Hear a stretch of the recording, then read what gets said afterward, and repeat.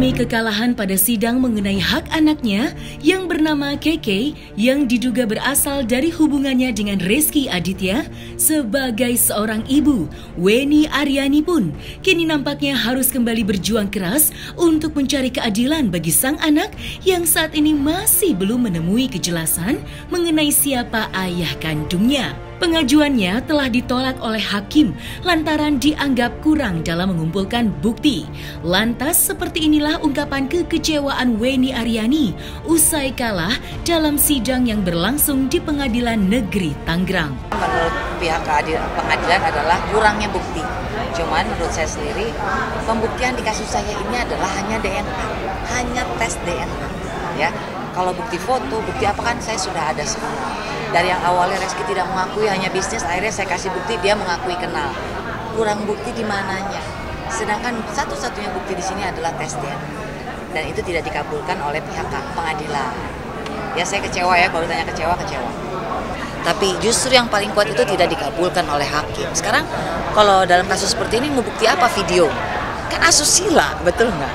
Satu-satu bukti ada kalau foto nanti dibilang saya foto sama fans. Bukti satu-satu adalah tes DNA. Dasar saya adalah undang-undang pernikahan yang direvisi zamannya Mbak Macica Muhtar ya, oleh Bang Rusdianto kebetulan gitu. Itu dasar saya. Yang menjadi dasar mungkin ya, yang menjadi dasar saya maju, dasar hukumnya adalah undang-undang pernikahan yang sudah direvisi, yang zamannya Ibu Macica Muhtar. Itu kan disebutkan bahwa saya lupa ya, pokoknya di situ setiap anak di luar nikah. Tidak disebutkan apa setiap anak di luar nikah yang sudah berkawin atau belum, tidak disebutkan. Tapi setiap anak di luar nikah berhak mendapatkan hak keperdataan tidak hanya dengan ibu kandungnya, tetapi dengan ayah biologisnya yang bisa dibuktikan dengan tes DNA itu. Karena pasal itulah saya maju. Karena menurut saya kita semua tidak ada yang pernah luput dari salah. Semua punya kesalahan. Tapi apakah kesalahan itu tidak bisa diperbaiki? Karena kesalahan itu kan kedua orang tuanya. Anak saya tidak bersalah. Anak saya mempunyai hak kekuatan hukum yang sendiri di luar orang tuanya. Jadi orang tua yang mempunyai masalah apapun, dia tetap berdiri sendiri. Dia punya hak sebagai warga negara juga kan, buat menuntut itu. Sebetulnya kalau bicara ekspektasi kan kita pengennya bahwa kita dikabulkan. Tetapi sebetulnya hasil pengadilan itu sebetulnya kuasa hukum saya sudah memberitahukan 2 jam sebelumnya. Jadi mereka baca situasi dan sudah tahu bakal akan ditolak. Menjadi seorang anak yang saat ini masih mencari kejelasan siapa ayah kandung yang sebenarnya, kini Keke putri dari Weni Aryani pun semakin hari semakin bertumbuh menjadi seorang anak yang nampaknya telah mengerti apa yang telah terjadi pada kedua orang tuanya. Namun, di sisi lain Weni Aryani pun nampaknya paham betul perihal kekecewaan sang anak yang tidak diakui oleh ayah kandungnya sendiri. Lantas, seperti apakah ungkapan Weni Aryani mengenai keadaan Keke saat ini? Alhamdulillah anak saya baik-baik aja, seperti anak normal lainnya lah.